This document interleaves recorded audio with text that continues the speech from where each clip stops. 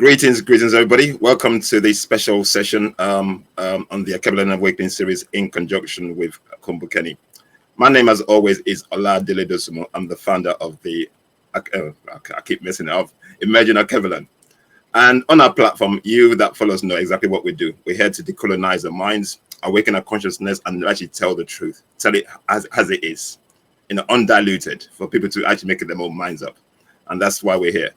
Unduku. Karibuni, asanteni kwa kuwa nasi. Again, the language is Kiubuntu, otherwise known as Kiswahili. Welcome and thank you for being with us. The name is Nduko. I am the host on Kumbukeni. I am looking forward to our conversation today. And for those of you who will be listening, reach out to our brother. He needs our love as much as we can give it. Just reach out to him. I'm referring to Brother Ahmed Kaballo, the founder of African Stream. So just reach out. Okay, Ahmed, if you want to introduce yourself to our audience, I'm sure you're well known, but most people don't know you, well, because they know African Stream, but most people don't know the face behind the African Stream. If you can just introduce yourself to our audience, please, and just say a little bit about yourself, please. Sure. So my name is Ahmed Kaballo. I'm the founder of the now defunct African Stream. I am of Sudanese heritage. I describe myself as a Sudanese person born in the UK. My family went to the UK as refugees. And now I've come back to where I belong, and that's the African continent. So thank you so much for having me on your platform, and I'm looking forward to this conversation. Fantastic. Okay, to start with, let's start from the beginning. What was the thought process behind you starting the platform African Stream? What was the crux? What made you do it? Let's start from there.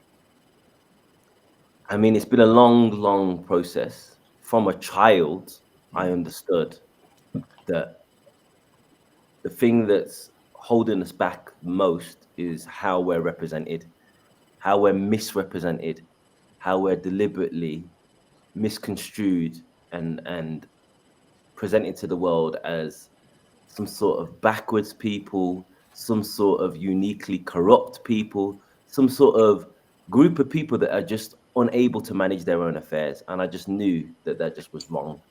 So I've always had this desire to change that. At first, it would just be me, ranting and raving at university to anyone that would hear it. I think many of us have been on that journey, to the point where people were like, I don't want to hear that stuff.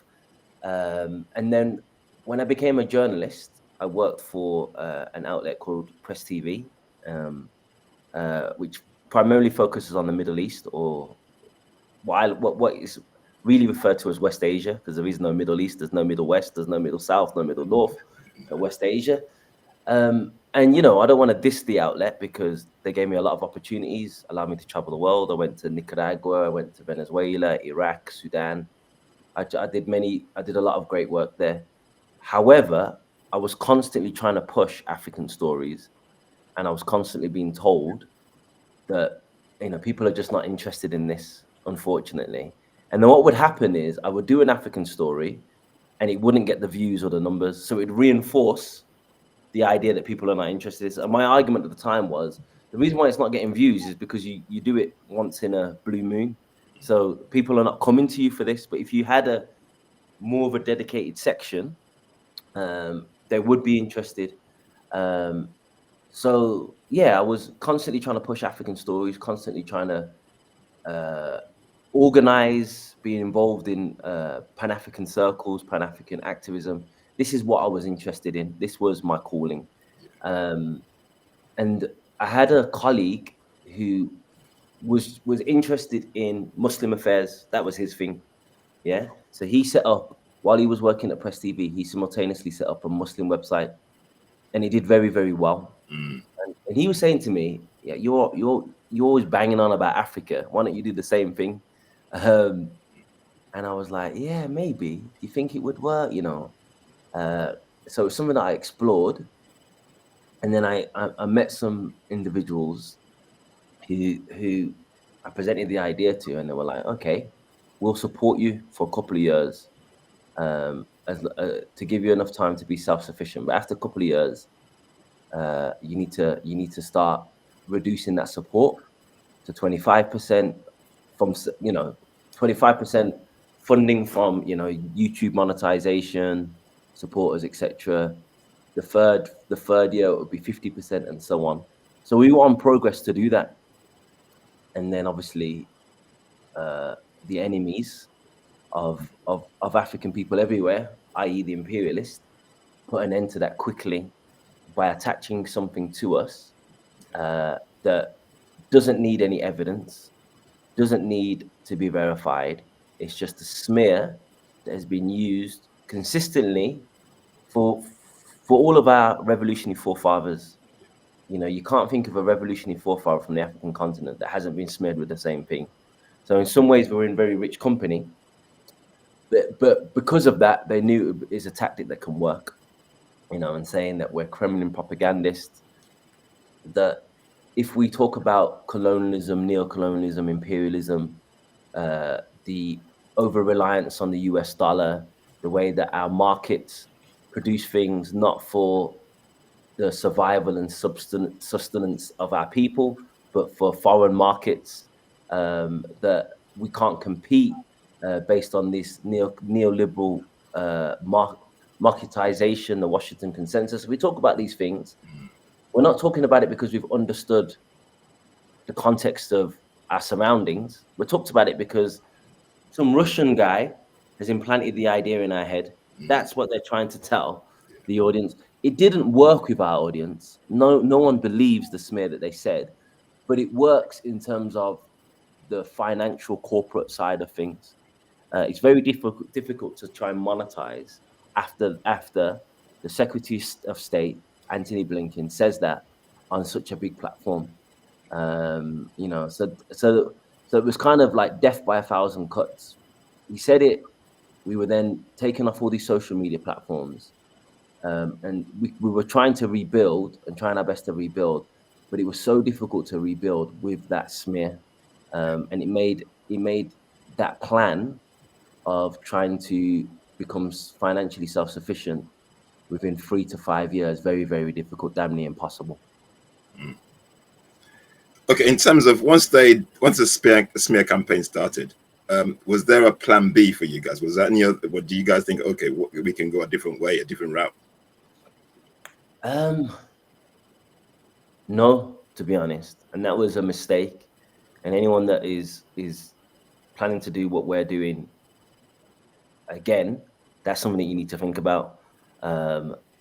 Hopefully, we fell so you don't have to fall. We didn't have our business hats on. You know, I'm a journalist. I'm an activist. I'm trying to now think of the business side of things now after the fact. But I definitely should have thought about these things beforehand. I should have thought about monetization. I should have thought about apps. I should have thought about all these different platforms. But I just wasn't thinking about my aim initially for African Stream was, you know, I didn't want to preach to the choir. That was my thing. Yeah. I really didn't want to preach to the choir. I've been in circles where everyone agrees with each other, and it's great, but it doesn't change anything. It doesn't change anything. What I was thinking about with African Stream is when I get told to stop with that preaching stuff, I wanted to reach those people. I wanted to reach my 17-year-old niece. I wanted to reach people that are not necessarily political. So that's why we were on these apps, because that's where these people are. Yeah. And what I'm very proud of is when we got taken off these social media accounts, when we got attacked, all these things, so many people said, you completely changed how I saw the continent. You completely changed how I understood things. And that's exactly what we were trying to do. So there's a lot of people that say after the fact, oh, your mistake was you was on Instagram and you were on these places. You should have been on African-owned, Black-owned. It's true, we probably should have, but there's not. If you can point them out, let me know, number one. And number two, we wouldn't have had the influence that we had. Yep. So that's what we were trying to do. We weren't just trying to like get hand claps from people that agree with our point of view. We were trying to change people's minds. We were trying to change people's perspectives. And as we said, the tagline on African Stream was trying to reshape the narrative. And I think we did that. I really think we did that. Yeah, brilliant. Unduku, before you go, let me just Kwabena just put a question there. For those who don't know about quickly before the question, I like okay. that perspective that Ahmed is approaching what happened to them in a positive way. And it's hard to get there once you're something that you've built with so much hard work is taken out. But to look at it as we did our job, we accomplished our mission. And because Africa, so we can celebrate African Stream. Yeah. African Stream can go down in history as a platform that started the movement of Africans being embracing their sovereignty as far as having their own media platforms. Yeah. It's not a failure. It is a foundation that inspired a lot of us and gave us an opportunity to learn what to look out for. So I'm glad you're taking that positive outlook on it. Go on, Oladile. Yeah, Ahmed, because I can tell you on a LinkedIn platform, I was basically your outlet. I was posting basically everything. I seen it, I'm posting it. I'm seeing it, I'm posting it. So we were posting it. It's a great. I told you to see if you're not on LinkedIn, but you said your account's not working. But I think you need to go on it just to check. We were posting a lot of your stuff on there. Oh yeah. The question here is because a lot of people don't know about the allegations against you. So can you just tell people, let the people know exactly what were the allegations? What was the propaganda? What did they say you did? For them to go so cutthroat with you guys. Sure. I'll start. The Anthony Blinken thing was the final thing, so I'll start from the beginning, if you allow me.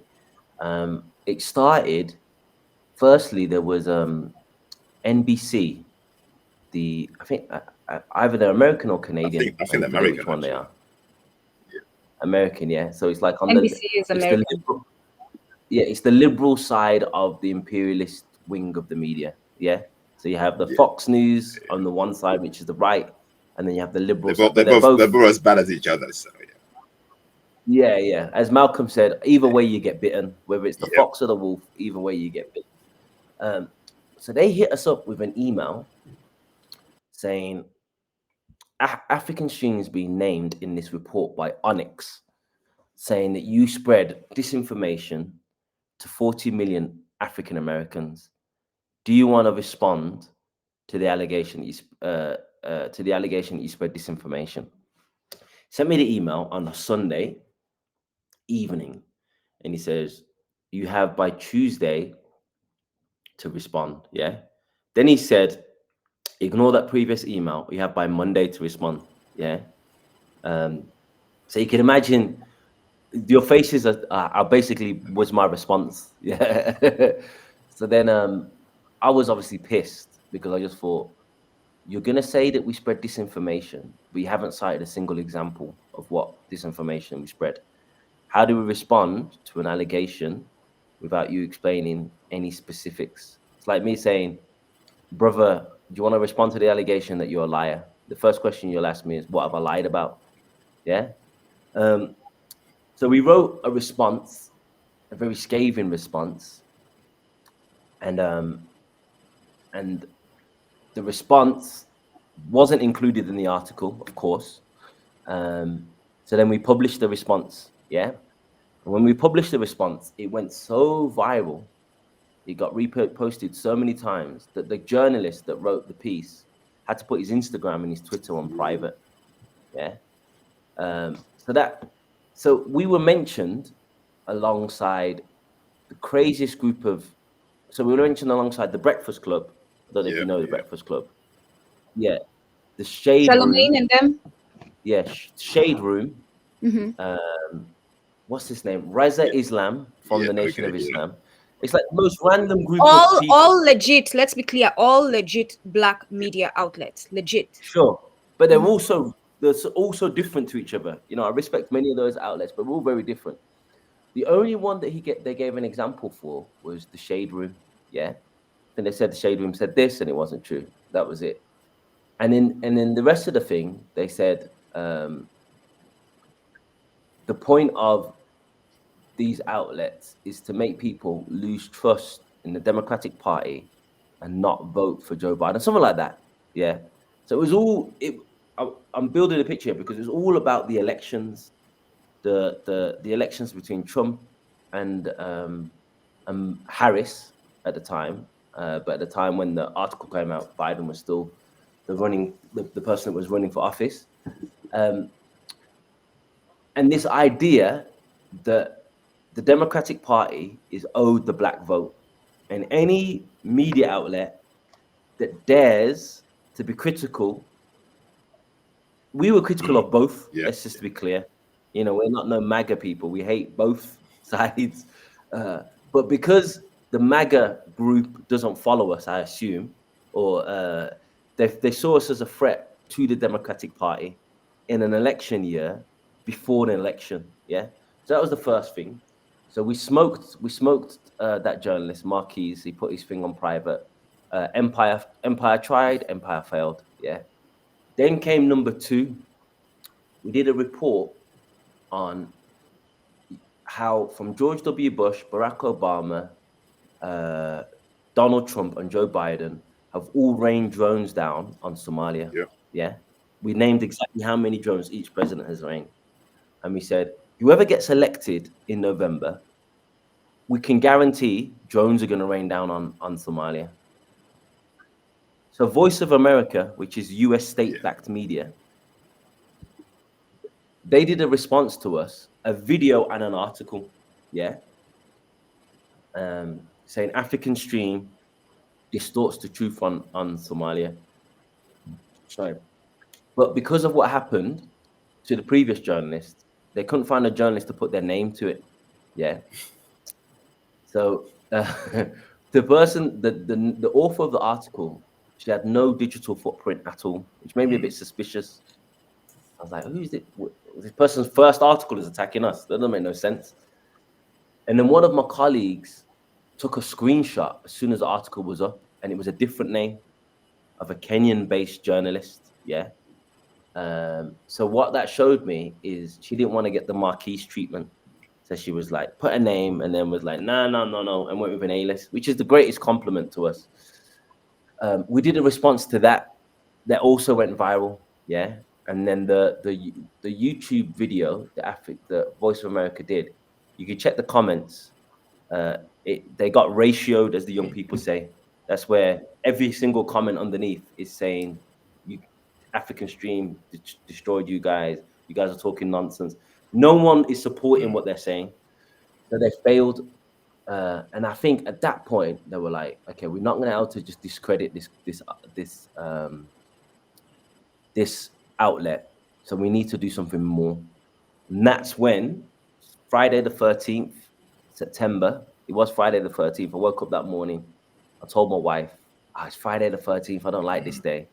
And she said, that's Christian stuff. I don't think you believe in it. I was like, no, I don't. I just don't like that day. Yeah, your guts were telling you. Something was, my gut was telling me something is happening today.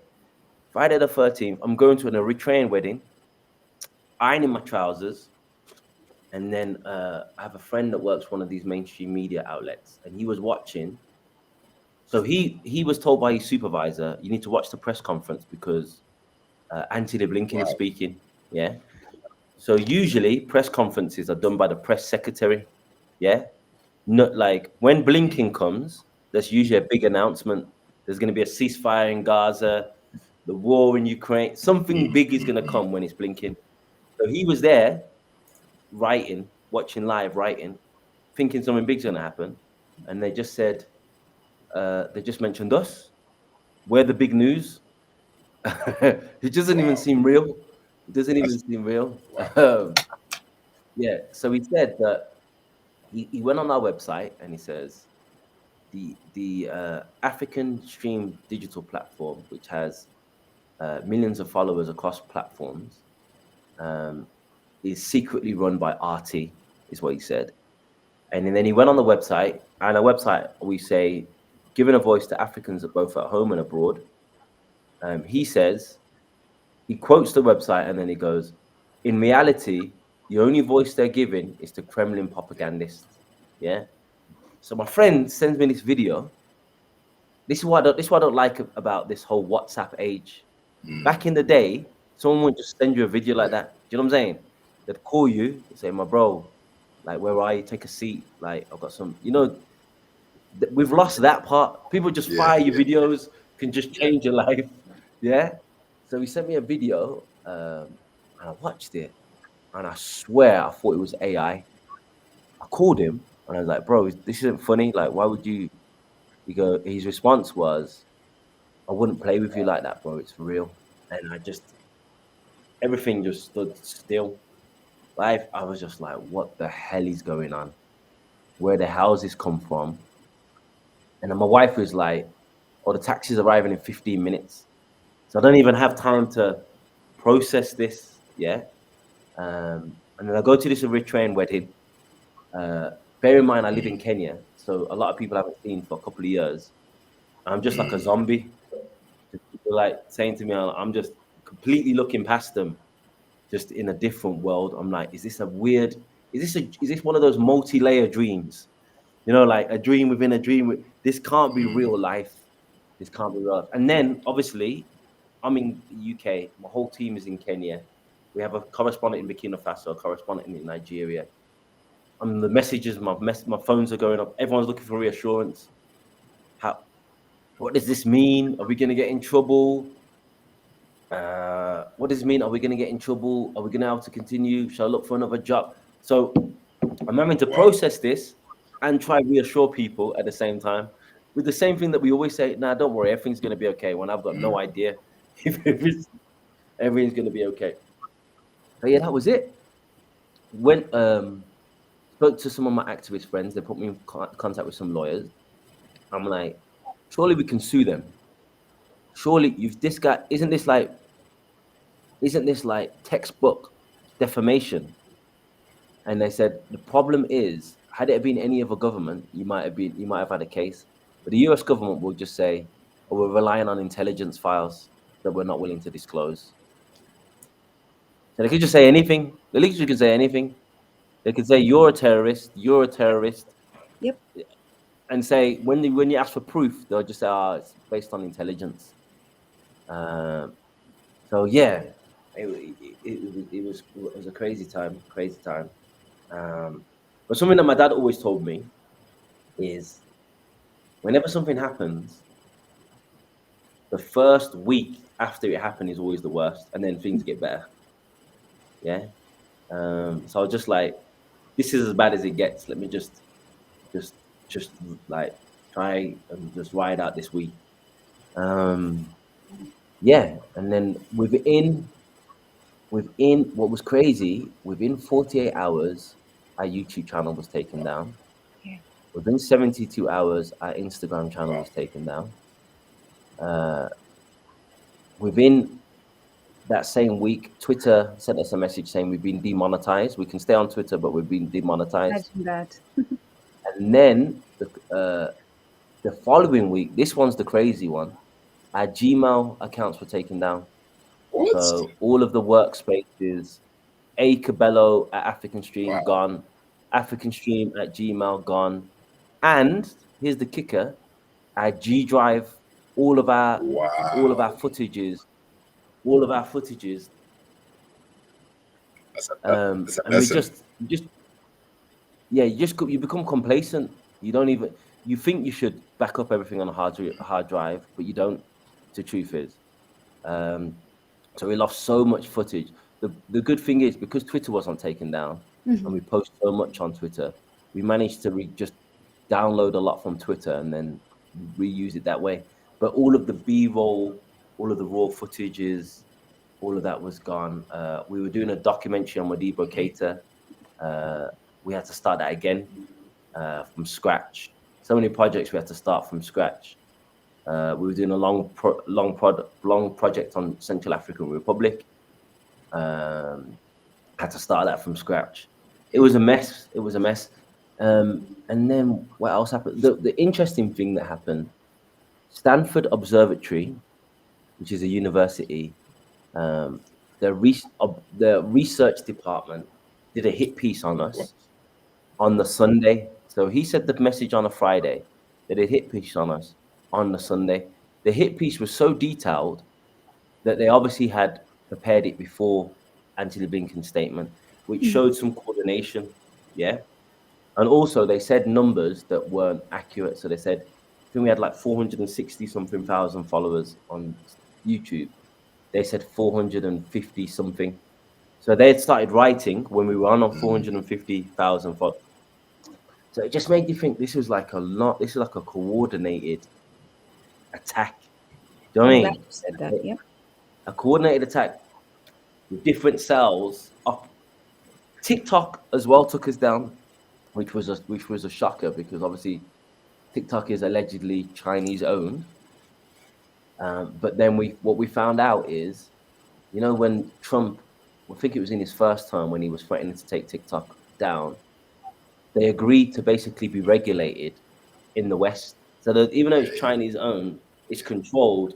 I think I looked it up, like Denmark, Canada, and there was somewhere else where so the people that are regulating and deciding whether you get a strike are Yeah. from these places. Which makes sense because you can cuss out China all day long on TikTok, but you can't cuss out Exactly. the West, and you can't cuss out. So yeah, that's it in a nutshell. I just put out. We had a session this weekend with Dr. Wahome about vaccinations, and I got another slap in the hand by TikTok, and I was like, because it was talking about aluminium in vaccinations. China does not do this business. This has to be the West, the US, who's worried about this. So you're right, and that did happen where when the US government, Congress, and them and everyone, not just the president, were threatening TikTok with losing business in the US and access to the US market. They settled, they all had an agreement, and part of it was that the US will have some leverage, some form of control, percentage of control in how TikTok operates with the US audience. And definitely I agree. But as you're saying, coordinated, so the whole time you're talking, I'm like, oh, this is CIA tactics 101. This is Confessions of an Economic Hitman. This is what John Perkins has always been telling us. This is how they operate. When we say to Kenyans, I say this to them during the protests and everything, this Ruto must go business. Ruto is a pimple on the face, on the body. Like, he's just a pimple. The issue that's going on with the body, he's just a pimple, a very insignificant pimple. Yeah. And I keep telling them about the system. Until you address imperialism, you are not doing anything to change your condition in Kenya. And so this is how imperialism moves. Their media outlets, same thing. The CIA, same thing. And the CIA has a history of using the media outlets to do this type of work. And so the fact that NBC and VOA put out, it started with an NBC journalist. They were shut down. VOA, it's all coordinated. They were shut down. And then Blinken comes out and makes a statement and makes sure he makes it on a platform where it means something, not just anywhere. He didn't have a speech on the tarmac while coming off a plane. He didn't have it in, he made sure he had it on a platform. Like, I'm talking about the venue where he was standing, a press briefing. And then the fact that right after that, Stanford Observatory writes something, so that even the educational organization, the institutions, are a part of it. And we don't get it. We have no idea how wide the tentacles of the imperialist systems stretch. And anything that has to do with them, from the person who's the one who knows at least what's going on, who's cleaning their shoes, to the one who's receiving the money at the top, to the ones you never even meet, they're all connected. From their restaurants, as long as they're on the continent, they're connected.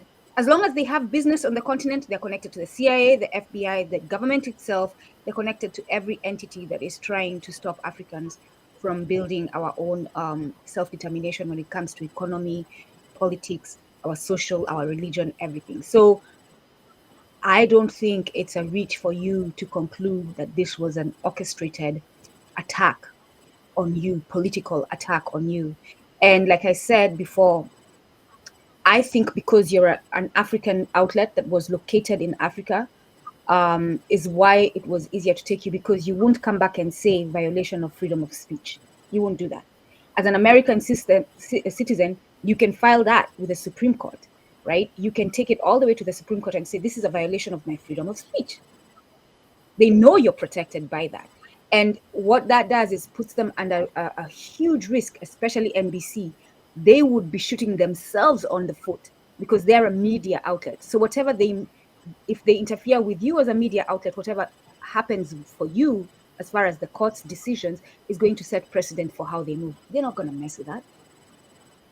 But if you're in Africa, whatever is decided is not going to touch them because African laws have nothing, it doesn't touch them. So very, very, very unfortunate. Very unfortunate. And I agree 100% about the Ruto must go. This is something that this is the difference between us and I'd say the other African media outlets is they've covered the Ruto must go. Very rarely do they even mention IMF. Very rarely do they ever mention the larger structure. They just make it seem like these are protests against one man who's a bad man, and the people don't like this bad man. And you know, when we started African Stream, that's the conversation I was speaking to with the young journalists at the beginning, because it was a struggle finding journalists. Initially, I would try to find journalists and turn them into revolutionary journalists, and then I realized that's not the way to go. It was actually better to find activists and turn them into journalists, because the activists, their compass is at least pointing towards true north. You have the mental decolonization already. Yeah, but if your compass is off, there's no amount of training that I can do to get you to understand the picture. So it was just repetition. Okay, you've covered the story, but we need to go beyond this. Yeah, we need to go beyond this. We need to go into the macro, the structural. That's what we're interested in. Everyone else will cover this story the way that you've covered it. Yeah, which is the local, domestic, national, full stop. But that's not what we're here for. We're trying to connect the dots and explain what is the reason why this happens. We on African Stream, we published, I think that there was an IMF note to Ruto, or letter, where they said, if you push through these reforms, it's going to cause struggles to your people, and there's likely to be protests. Yeah, that's what they said to him. Say that one more time. Start over. Please start over. So I almost have to pinch myself. I'm having another dream in a dream experience. Start. So they said to him. This is you actually found this out. You did the research and this happened. Yeah. We can share it with you. So they said to him, who's the him? The IMF, International Monetary Fund, said to William Ruto's administration, if you push through with these reforms, which we're advising you to push through with, it's going to cause struggles and pressure on your economy, but we advise you to persevere. Yeah, and there's likely to be protests. That's what they said. So if a president gets a message like that and still goes ahead, who's he really serving? Is he serving the IMF, or is he serving the people of Kenya? Yeah. He knows they're going to be protests. Protests are the things that's going to make it less likely for him to be re-elected in 2027. So he's even putting his own future election in jeopardy to please the International Monetary Fund. So this is what we're trying to say. These countries are not sovereign. We've got flag independence, but these countries are not sovereign. So when you say Ruto must go, it needs to go beyond that. It's almost like Black Lives Matter. Yeah. You know what I'm saying? We need to go deeper. It's the start of we need to go deeper. It's a start of it's a start of a conversation. Yeah. It's not the end. There can't be a full stop after Black Lives Matter. There can't be a full stop after Ruto must go. Yeah. It doesn't solve anything. We replace Ruto with Raila. What does that change? Same thing. Huh?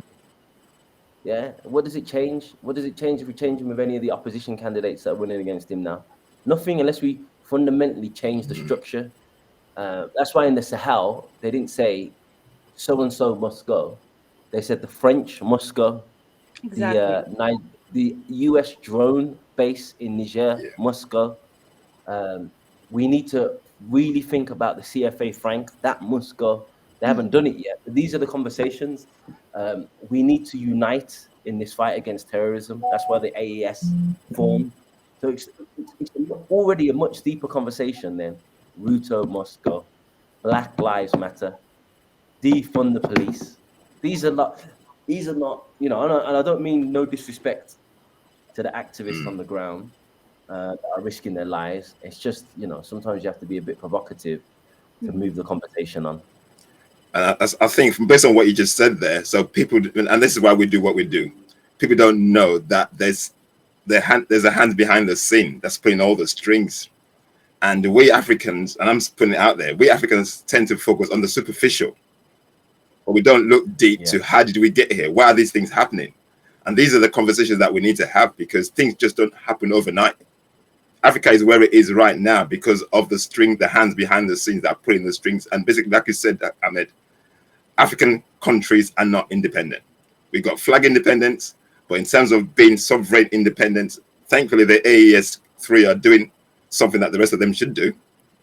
But you can see 51 African countries are just still puppets, which is basically sad. It's sad. I was gonna say, I don't know what your appetite is for so the international court does have some laws, and it's hard when you've been hit so hard and fallen so hard to pick yourself up and have the strength, especially with limited, if any, resources, and fight the fight that needs to be fight. But international courts have articles that protect your freedom of speech. So look into those, and we have worked with Oladele, remind me. The lawyer guy. Yes, Yeah, Kenyan lawyer. I can't remember his name. PLO Lumumba. No, not PLO. Please do not even dare start. I can't remember. You're not a fan. I'll find it. Let me not do that publicly, but go on. No, he helped out with the Australian, the indigenous people of Australia, and now they have their case in the ICC. But he's fought. I remember his name. He was part of the committee that wrote the Kenyan constitution, the new one. I'll send the name to you. But I can't remember. Yeah, reach out to him or anyone else who has the appetite and is committed to doing the international court thing. And we want to support you. We want to come and join, because this is us. This is all of us under attack. It's not just you. So and we can push that move, because I'm all about all of us working as one. I think we are stronger if we work as one, and therefore this would be a fight that we all join in. This would be a lawsuit by all of us. At least you got that from me, Kumbukeni. So if you get the lawyer that has the appetite, and it doesn't have to be him. If he decides he doesn't want to do it, we can get someone else, even a white person, because you have John Brown. We have that history, right? We can get a John Brown legal person anywhere in the globe who's willing to do this. But I'm saying to you, just think about it. Let us know what the appetite is, because this is a fight that we should not let go. Otherwise, we're not going to be able to stand up on our 2 feet and build an African platform. Right now, we cannot be independent. We're very dependent on their systems, and therefore we have to make sure that we put the protections that we need right now while we are under their systems. And this business of accusing terrorism or homeland security, because once you do that, secret level, and apparently the public cannot see. No, we have to figure out how we're going to say these actions have been abused by these nations, and these nations must be obligated to show the evidence when they accuse an African outlet of working with the Russians. At least show us one, and we can use cases from before that have set the precedent, where they had cases where they're accusing, I think the Uhuru movement chairman Ali Yeshitela just finished a case with them. So they have to have some precedent in that case. So look into that, where it shows, if you accused me of working with the Russians, what do you need to present to prove? So look into that case and other cases that are related, and use it to go to the international court.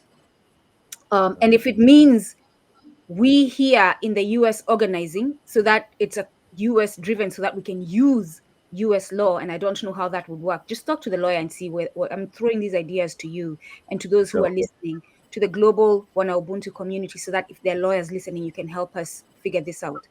If there's a way the US African platforms can be the ones who file this so that we can use freedom of speech, then let us know.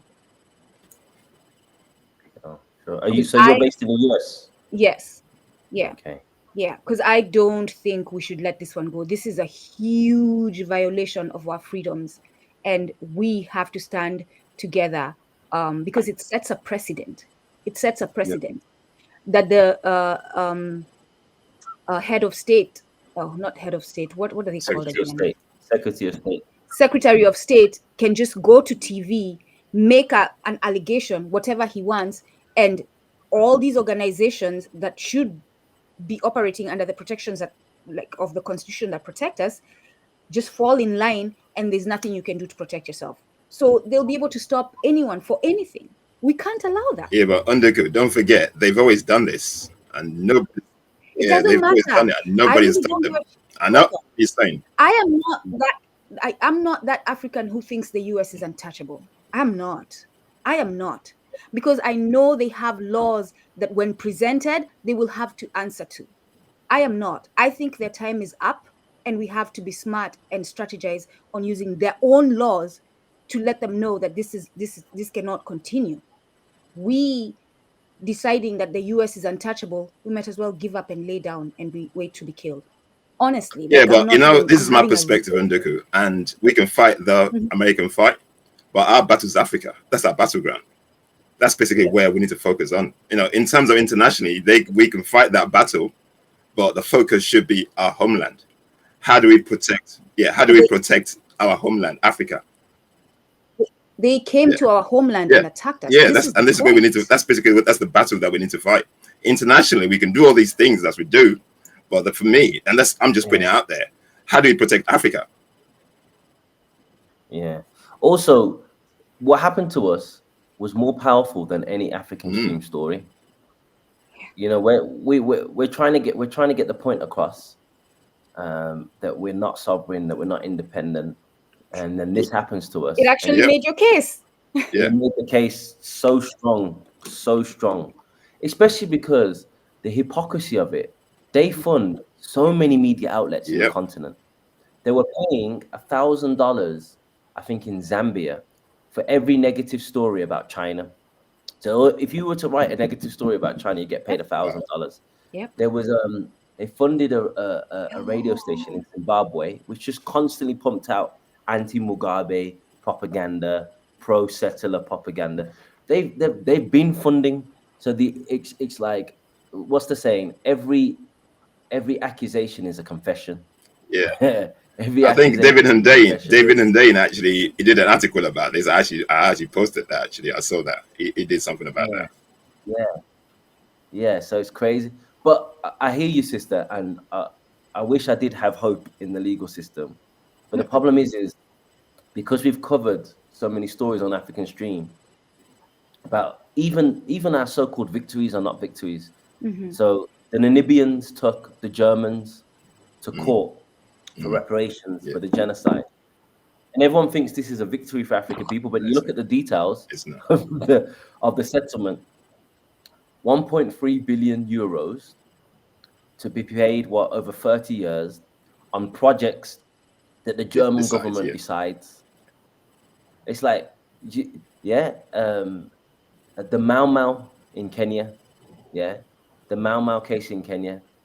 Everyone sees that as a victory. Again, if you look at the details, it's not a victory at all. Just now, they just threw out the Congolese case against Apple.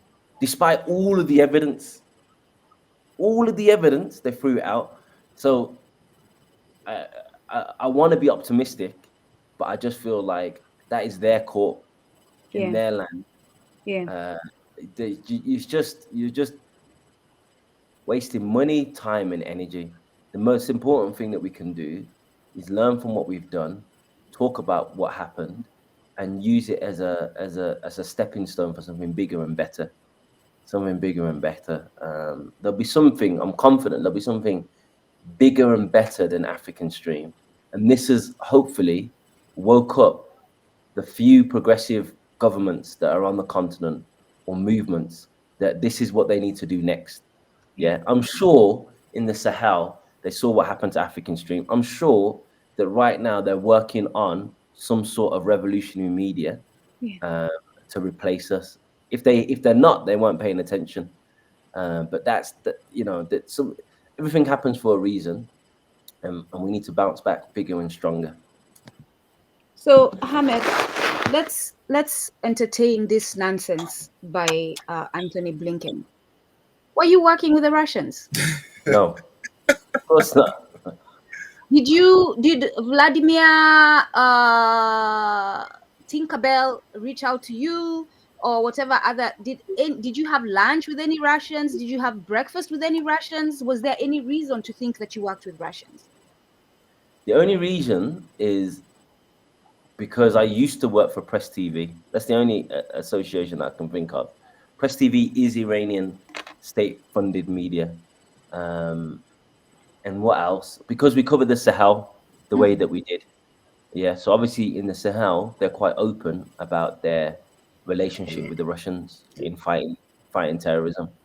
So there's no direct affiliation that you have with Russians. No, and we had a journalist in Burkina Faso, so we were covering things on the ground in real time. Yeah. So maybe they thought there's no way these guys know these stuff, independently, just as journalists. They must have some like fax machine tied to Moscow. CIA operatives and the girlfriends that are sent to sleep, this is what actually. So this goes to a bigger question. As a media outlet that's African and wants to be sovereign, the journalists that you train, advising them not to be weak as far as running their mouth, who they're sleeping with when they're in these locations, because you never know who's collecting evidence. You know what I'm saying? So you have your person. I'm not saying they did this, but now we are realizing it's good to know your enemy and understand your enemy, right? And if you do have the time, the other suggestion for me, because I know it will help us as well as a community, global community, is look into your people and ask them what interactions they had, but also look, because you seem to have, from the stories that you're telling us, you seem to have sources that are giving you stories that some of us can't even, so use those sources to see exactly who was involved. Because I think there's a lot to uncover that is out there, and I'm one who's looking for the long-term fight, right? I don't want the quick wins right now. I want to make sure that the way we bring them down is going to be so hard they'll never think again about rising, and we will put strategies and measures and defense mechanisms that will never be broken ever again. So this is a long fight agenda. I definitely, and you can ask Oladile, do not believe in the ICC or any international court. That space is just to cause disruption. That's it. That's just to show that as an African, I'm not going down quietly. You know what I'm saying? When you're in a fight and someone is beating you, you're going to lose that fight, but you make sure you get their eyes so swollen that you too got some in, right? So it's the fight that your enemy is strong in certain ways, but you're going to do the best you can to fight. And I don't think, and maybe we can ask the Australians, Oladile, I don't think you have to pay money for the case to go to ICC. I don't know what the time is. I can ask you. Okay, just next question, just to round this off, because we're on about 49 minutes now. My brother, based on what you've just told and everything you've told us, so what advice would you give to platforms out there? Because we've been reaching out to a lot of platforms that we need to build our own Afro-Centric, and I say Afro-Centric platforms. What kind of platforms that the external influence cannot infiltrate? So what would advise, based on what's happened to you, what advice would you give to, because we're trying to build as well? There's so many of our people that are building the platforms. They're just building it for somebody else. If you were to go into the Meta Silicon Valley headquarters, you'll find Africans everywhere. So there needs to be an incentive and a belief that if these Africans step away to do their own thing, that we'll support them. Yeah. Yeah. Because you can understand the allure. You're working with the highest spec technology. Yeah. You're getting all the praise, and you're going to step away from that for the cause. And then you realize you've done this for the cause, and then people are still on that other platform. People haven't migrated across. So it's not, it's a joint initiative. Yeah. We need to show these creators that if you create something, we will join. Yeah. We will join. I'm not a fan of Jay-Z at all. I think he's an imperialist capitalist scumbag, you know, who always puts the check over his people. But let me just say this. Even him, if you look at, he tried to set up Tidal, which apparently gave, you know, the musicians a greater share of the profits of the music. And he's an African guy. He's someone that's very popular, but no one moved over from Spotify and Apple Music. So eventually, Tidal just became losing money. Yeah. Now, obviously, I'm not a fan of Jay-Z, but you can still learn a lesson from that. If Jay-Z can't convince, with all of his clout, with all of his Beyonce, Beehive fans, if he can't convince Africans or people of African descent to migrate to a platform that's just the same, you can understand how a young creative in Instagram or Facebook or TikTok isn't ready to make that jump. So we need to show them that if they do it, we will support them. How we do that, I'm not sure. I think this is the first time, it definitely is the first time for me to learn about this. So that's another problem we have. The news is not getting to the Africans that it exists. I've never heard of Jay-Z having a platform that was independent. It was a music platform. It was a rival to Spotify and Apple Okay. Music. Yeah. He had it, and it just, no one ever migrated across. And he did this big showcase, you know, where he had all these stars, and he still can get people to migrate across. There is an issue that we have collectively in terms of, not we, I'm going to say this generation has, because from what I understand, the older generation, they love nothing more than supporting their own. But the new generation, there is something there about supporting our own. You'll see it here in Kenya. We see it here in Kenya. You know, there's the idea that if it's somehow Kenyan made, Kenyan manufactured, that somehow it's an inferior product that you can get from outside. So we need to change that. And once we change that, then we're going to have, you know, our own indigenous platforms, our own indigenous cars, our own indigenous Teslas that don't exploit children in the Congo. We're going to have it all. We just need to change the mindset that if we create something, our people won't support it. We got any question, Andrew? If you were still on air, what story would you want to tell the people now that you know of? Ooh. What story would I want to tell people right now? It's a very good question. I'd do a deep dive into this fake African diaspora versus African American beef. I'd explore who's behind it, where it comes from, and whose interest it ultimately serves. That'd be number one. I would try my best to get the focus again on Congo in particular. Congo and Sudan, of course, but Sudan, because of the recent statistics about famine and stuff, has started to come up in the news. Congo is being completely neglected. I would really dissect this fake peace deal that was signed. Unbelievable. Yeah, and do some more investigations into Felix Tshisekedi, when we were on African Stream, we focused mostly on Paul Kagame, but actually now, after signing that peace deal, I'm starting to see that there's a lot of collaboration going on.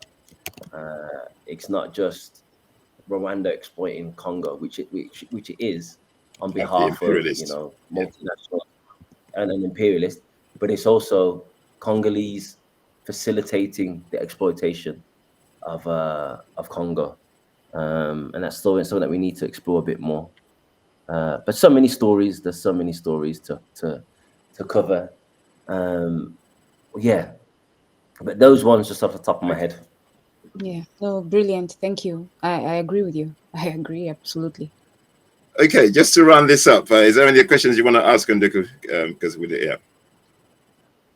I'm overwhelmed. And every now and then we are told to detach our emotion from the things that are happening. It's impossible. It's impossible. I can't. It's impossible. Live it every day. Human. We are not like the Urugu. For those of you who haven't read Marimba Ani's book, Urugu, that is what she refers to the white devil. We are not like them, devoid of humanity. We are not like them, where like John Perkins, white man himself, so that you don't come at me for saying this, who says it's a death culture. They uplift a death culture, and we're not like them. So we have emotion because we have empathy, because we stand by humanity, because we are children of Ubuntu. And therefore, when something like this happens to one of our own, because we know that he is Ahmed Kaballo, is because we are, and we are because he is. We know that his fate is attached to ours. Therefore, it makes us angry, right? It makes us so angry we want to do something about it. And we will. Even if it takes 100 years, we will do something about it. Okay, final question here is, knowing what you know now, what would you do differently? Yeah. Oh, no. You know what, Ahmed, as you think about that, in the imperialist system, you could be Jesus Christ himself. But go on. Yeah.